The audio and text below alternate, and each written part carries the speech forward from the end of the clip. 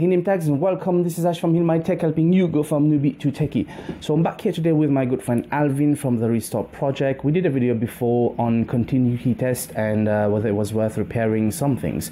Now I'm back with him today to get his expertise and opinion on a very outrageous claim he made to me when I brought him a TV to check for a backlight problem. So his claim was, one, the backlight was not worth repairing, cost is going to be way too much, and two, that manufacturers are deliberately putting a 5-volt device on a 3.9 volt supposedly driven device like an LCD TV with a LED backlight. So Alvin, to you, I want you to explore that a bit more, elaborate. What did you mean by that? I didn't quite get what you said. On the LCD TVs, to produce the actual picture, you require a backlight. And the majority of the budget TVs have an LED backlight system. Now, an LED is a light emitting diode. Now, these are in series, and depending on the size of the screen, on how many of these devices you have. Now, the manufacturing specification for these devices is 3.9 volts, but the manufacturer drives them at 5 volts. Doesn't seem a lot, but when you consider the percentage difference between 3.9 and 5 volts over a period of time, what you are doing is aging those devices much quicker than their specific design. Nearly all, I would say 90% of the TVs I get in for repair are backlight problems. And to replace a backlight or the strip lights within those TVs, the cost is far outweighs the price of the TV. So you get a built-in obsolescence of the TV. If the backlight goes, you're virtually throwing the TV away for the sake of a small LED device. Talk about numbers. You said reduce the life expectancy. What do you mean exactly? It's very difficult to measure because most of it would depend on use. But I crucially would say you're halving the life of a TV. If it was run at the right voltage, I would think you would get twice as long life from the backlight as you would from the other components. But it's very difficult to put specific figures on it. So what you seem to indicate is that from the very onset, I'm actually doomed as a consumer, because when I go to buy a TV, I'm not aware of any of this information, and nor do I think I should be looking for this information. I'm going to trust the manufacturer. Obviously, trusting the salesman is a different story about their marketing gimmicks, but I didn't even think manufacturers would be doing this. Were there not people or companies who were actually building things with a quality brand and a reputation to uphold? What's happened? I think you'll find you will probably get a minimum of 5 years from a TV, and I think people in their mind today think if it goes wrong, throw it away, buy another one, and they are doing that with every product in their house. I'm going to have to interject here. You said 5 years. Now that's extremely conservative. In my experience, it's limited. TVs are lasting 1 or 2 years. Sometimes just within a few days of the seller warranty of 1 year. What's going on? This is quite possible. It's the old adage, how long's a bit of string? You can buy an electric light bulb, you can plug it in and it could last 2 days. You could switch it on the next day and it goes pop, gone. I mean, I can actually put some numbers to this. If you look at sale prices and sale figures for Black Friday sales, pre-Christmas sales and January sales, TVs are selling like hot peanuts. And so if people are buying, are you telling me that the number of rooms are increasing every year? It's not. But with those figures you have, are they replacement TVs or as well TVs? I mean, what you would really need to know is how many TVs people have bought a new TV because the old one failed, or because they bought a new TV because they want one in another room or an extra room or whatever. But I think the majority of replacement TVs today is because they fail and they're not worth repairing. As I said earlier, the majority of the sets that I get people bring me to repair have backlight problems, and the labour cost and the time involvement to replace the backlight is so exorbitant that it's just not worth repairing the TV. So in what we could call a modern TV, what are the main parts of a TV which, if it does fail, it is not even worth thinking about sending for repair? The actual screen itself, the LCD screen, the actual makeup of the screen would be very, very expensive. The backlight, which is the majority of the fault cases. The other component parts, the panels and all that, they seem to be readily available at, £10-15 a piece. The actual PCB balls that go within the set, they're quite readily available. Okay, so my TV kind of just broke, and it's just after the warranty period is over, and I'm talking about just after 1 year. What's my options here, really? Well, you can either pay to have it repaired or buy a new one. It's one or the other. Well, but you're saying the cost is too much for repair. I mean, if I send it, I can't send it to the manufacturer. Obviously, it's out of warranty. So, but where am I going to send it? Because that's also something quite rare to find, like people are actually repairing TVs. Well, that is the problem. There's not many of us left. We're a dying breed. Once I've gone, I think that might be it. We don't seem to be training or developing engineering skills, partly I think because of the cost of repair is so great that people are now disposing of it and buying a new one. So all those skills are being lost. So in case I did manage to send it to the manufacturer and it is within the warranty period, tell me what happens to my TV there. What kind of repair do they do if it's LCD or LED based problems? Manufacturers, I would think, if you sent a set back to a manufacturer, I think they would probably, and it was the backlight or the actual screen, they would just replace it, just give you another set. It's cheaper. This channel, obviously, the philosophy being trying to repair your own gadgets. I don't have a warranty. Now, my LCD is gone, my backlight is gone, or both. What's my options in terms of me not knowing much about tech, trying to repair it following a decent tutorial? Can I do that? And is there a decent tutorial online for me to follow? I have actually seen 2 or 3 tutorials on YouTube about replacing backlights. If you have a minimal knowledge, it's mostly an application to take it all apart, but to take a set apart to change the backlight is quite a task, because some of the fine ribbon cable, plastic cabling that connects to the backlight and the screen, very, very frail, and if you don't know what you're doing, you can easily damage those. But you haven't got a set anyway, so what you got to lose? Well, what I've got to lose is probably time, money, and I suppose I couldn't use just a normal soldering kit. It'd have to be something more professional. You would, the minimum you would need a specific soldering station. It needs to be temperature controlled so you don't melt the plastic. Some of the actual LED connections are surface mounted, so you would need also to be able to use a flow solder system, like a solder flux solder, not desoldering flux, but an actual solder that is actually a flux that you would cure with hot air or RF or whichever system you use, but that is specialist. Okay, so if that's the case, these 2 components I shouldn't really attempt repairing, because definitely, I don't have enough tech knowledge. What could go wrong in a TV that you would advise as a non-tech person, following some tutorials, getting some basic skills in soldering, would I be able to repair? I think with a lot of the modern TVs today, you've gone back to the original state of when colour TV first came out.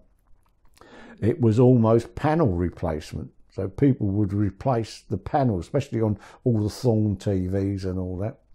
I would think you could quite easily replace a panel without any... If you had a complete set of panels, you could change all the panels till the set worked and you would have no technical knowledge at all. In fact, taking the panel situation one further, I had a very modern TV brought to me. It wasn't faulty, but he needed it for a distribution system.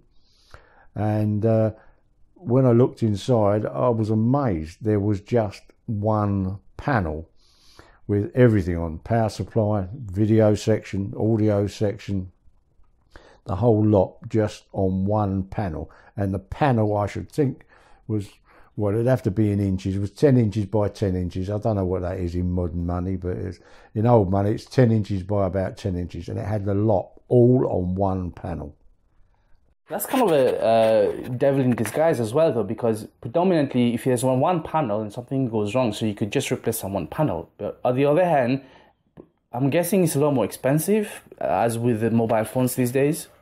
I would say it depends on manufacturer. I think the manufacturing costs are coming down so much now that probably that one panel was probably just as cheap as a single panel in a multiple set. You know, they could produce them for nothing virtually. Well, they got their component parts, but when you're buying in them numbers, I should think the prices are very low. If what you're saying is true, given the fact that we've become a very video-driven population, we don't want to read any instructions, and a lot of people are doing tutorials online, a lot of people wanting to repair their own stuff. How is it that we are still, though, being driven like a throwaway society and a consumer society? We're not repairing, although there's so much information how to repair your own thing. I mean, my channel is an example, but there's so many others. So what's going on? Why are people not willing to spend a bit of elbow grease and time to just repair something? They're going to keep it for longer. Why should they have to buy a toaster every year? I don't get it. I think the major problem is we've lost the repair technology. The individual engineers are no longer there. They've all gone. We don't seem to train engineers anymore. And with the development of products, if you look at, well, you said phones. I mean, when they first started with portable phones, they were that size of a house brick, and you used to carry around, you know, enormous great things. But you look at a phone today, it's not a phone anymore. It's a mobile PC. The first PCs filled up a room. You know, they would have 10,000 valves in them. But technology changes, and it dates ever so quickly. Cameras and things a year old are out of date. Phones now, a year old, they're being left behind. There's more apps, more technology, and you can do more with them than you could ever do before. This is one of the factors, but it's the smaller items, the household items that people throw away that you could repair. I don't expect people to be repairing these modern phones and props and modern TVs and that. They're probably out of their depth, but the small things around the house, you know, the electric drill, the electric lawnmower, lamps. I mean, I've seen hundreds and hundreds of lamps coming for repair. Angle poised lamps, perfect for what you do. They go wrong, people throw them away. You know, go and buy another one. Like you said, your toaster, buy a new toaster every year. Because it goes wrong, they just throw it away. I mean, a lot of these things are easily repaired by a competent person. You don't have to be an engineer to repair a lot of the stuff. You say they're easy. Are you being biased here because you've been doing this for such a long time? Or how can you objectively qualify the ease of repair for these things? You have to have an aptitude, I suppose, but you don't have to be an engineer. I mean, I know little old ladies that change fuses in plugs, and they're not engineers, but they've got that aptitude. But you've got to have that state of mind. If you're of that state of mind, it goes wrong. So my granddaughter, if it goes wrong, you throw it in the bin, buy another one. She has no interest in repairing anything. But that state of mind that I have today, if I am an average consumer, is it really my fault, or is it based on the choices I have? So what's going on globally? I think you're being coerced. You're being led down a path to buy new. You're being led to be spending money so manufacturers can earn more, and sales. If you look at all they want to do is sales figures. You quoted yourself with the Black Friday and Christmas and all that. Everything is revolved around selling, and economics and the big pound, the big dollar. Everyone's got to earn the money, and there's no I've said years ago, when I was young, you bought something, it had to last because you couldn't afford to replace it. But today, with the affluent society and these youngsters earning so much money that they can't be bothered. It's easier for them to go and buy a new product, and as you said just now, you haven't got the time. Where is life?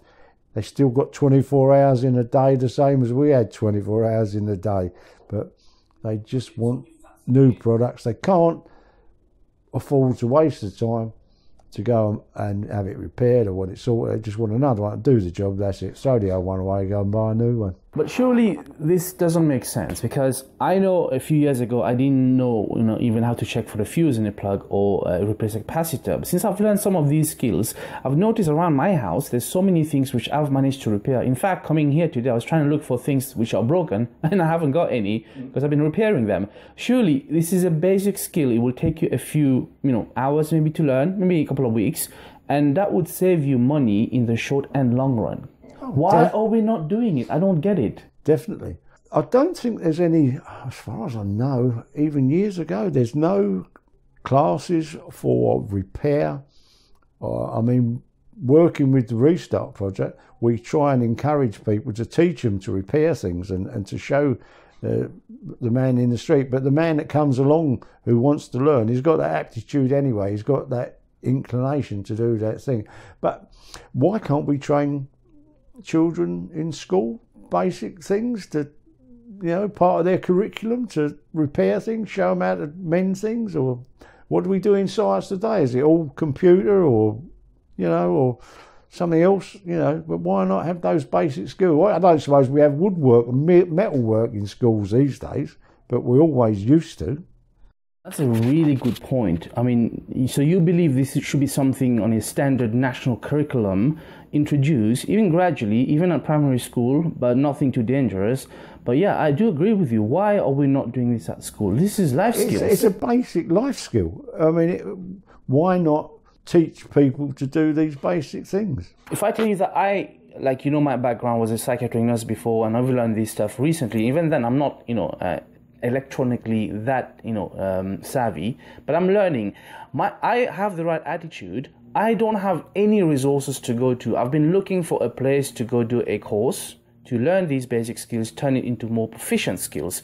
The closest thing I got was someone was trying to convince me, actually an organization, to do a 3-year degree in electronics engineering. And I don't need to do electronics engineering. I just want to know how to test for continuity, how to change capacitor, how to basic stuff. Why can't I find a decent single course anymore? I don't think they've been about for a long while. We had the same problem when we used to train apprentice engineers in the TV industry. The local colleges stopped all the tech and the BT courses on telecommunication and TV repairs and that. All those courses stopped, and all they went on to was the industrial courses, where they were doing industrial electronics and industrial electrics. And again, it was all taken over by computers, PCs. They've all gone down this route.